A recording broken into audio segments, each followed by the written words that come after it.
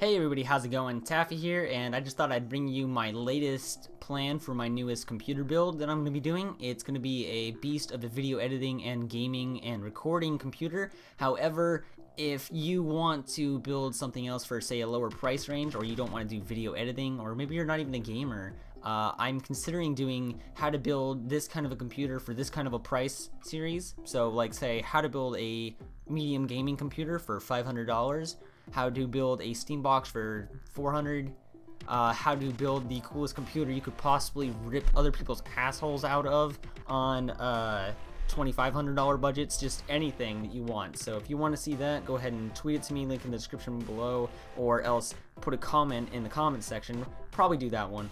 It's a little bit easier, but your choice. So basically, it all comes down to whatever you need. So starting with the motherboard and the CPU, my motherboard is just an LGA 1155 socket, very common socket type. It's an Asus P8Z77, and it's just a nice, high quality, sturdy board for very cheap, and it's got good speeds. It's up to date with everything on the market pretty much, and it comes with built-in BIOS and everything you need. Lots of fan cut-ins. It's got PCI Express ports, multiple, so you can support SLI and Crossfire, I believe. And to go into that 1155 socket is going to be the Intel Core i7-3770K Ivy Bridge processor. It's a quad-core CPU with hyper-threading, and this means that it actually is seen as having 8 cores, which is perfect for me because I'm going to be doing high-quality gaming, and I'm going to be doing a lot of video editing. And video editing is very intense on your computer. Now, the nice thing about this is this actually good enough if you just do like Terraria or something like that. It has Intel HD Graphics 4000 built into it, so you might not even need something like a discrete video graphics card. However, the K means it's unlockable, and it means that while it performs at almost 4.5 gigahertz, if you overclock it, it gets very, very hot. Now, to cool it off from all this heat, you can use an air cooler. Cooler Master Hyper 212 works for lower quality ones like the i5-3570K. However, in this case, since I intend to overclock it a lot, I'm going to be using a Corsair Hydro Series H100i water cooler. Water cooling is really just the way to go in terms of performance, how well it actually cools your computer, and really importantly for people like me who have a lot of audio problems, it's all about how quiet it is. These things are crazy quiet, and this happens to support two 120mm fans.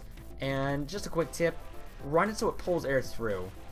Now, this might seem weird, but there's actually no performance difference between pushing and pulling actually makes it easier to clean these things. Just a quick tip. Now, for the RAM, I'm going to be using G.Skill Ripjaws X series. It's going to have 16 gigabytes, 2 8GB sticks, and it's DDR3.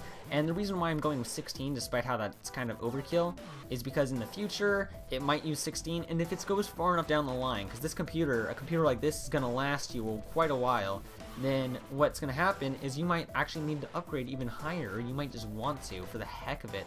And for that, if you have 2 8GB sticks, then that means you can actually put in 2 more of the same type rather than removing these 2 and putting in 4 whole new brand new ones, and that saves you time and trouble and money in the future. So planning ahead is a good thing. Now, all this is going to be powered with a Raiden Max 850 watt power supply. It's partially modular, so that means that while there's some pins still connected, not all of them are. It's just the major ones, a couple of PCI powers, a 24-pin power, 8-pin power, and I think maybe one other one, and then all the other ones from Molex to SATA, all these things come completely independent. You can plug them into the back, I'm pretty sure. Now, it's 80 plus gold, which means it's going to be super, super power efficient, like really good. The only one higher than that, 80 plus platinum, it means at like 50% load, you're 92% power efficient. And that's pretty good. Now, I'm not 100% sure if that's accurate, but I'm pretty sure it is. Now, for the graphics card, I'm going to be using a GeForce GTX 660 Ti. It's pretty good. It's almost at a 670 level. And when it comes to manufacturing between them, except for special inclusions like, say, an MSI Power Edition, there's really no difference. This is going to be for the Win Signature Edition, and it's going to have a 2 GB frame buffer. Really, 660 Ti is probably I'm going to say for a mid-level enthusiast, it's probably the best bang for your buck you can get. It has great performance and it's only $300, and it comes with a free copy of Metro Last Light actually if you buy it on Newegg, and I think other websites as well, as long as you're getting it from as long as it's a GeForce card. Now for memory, I'm going to be running two different hard drives, an SSD, 120 gigs. This is going to be a Samsung 840 series, and gigabytes on this, it's price to gigabyte ratio is a little bit high, so I'm only getting 120 gigs. It's going to be a boot drive, so it's going to have major important files and my OS on it. And then for the mass media, my video recording, everything like that, I got a Seagate Barracuda 2TB drive with 7200 RPM, and that's fast enough for me. It's very good. I think it's a really good one. It's only like $100, so that's fantastic in my opinion. And I think that while the stock fans that come with it are great, this is going to be a pretty loud computer most likely. So I've bought a couple of 140mm extra quiet fans. I'll include the full name on the screen here. And finally, all of this is going to go into a Corsair Vengeance Series C70 ATX mid-tower computer case.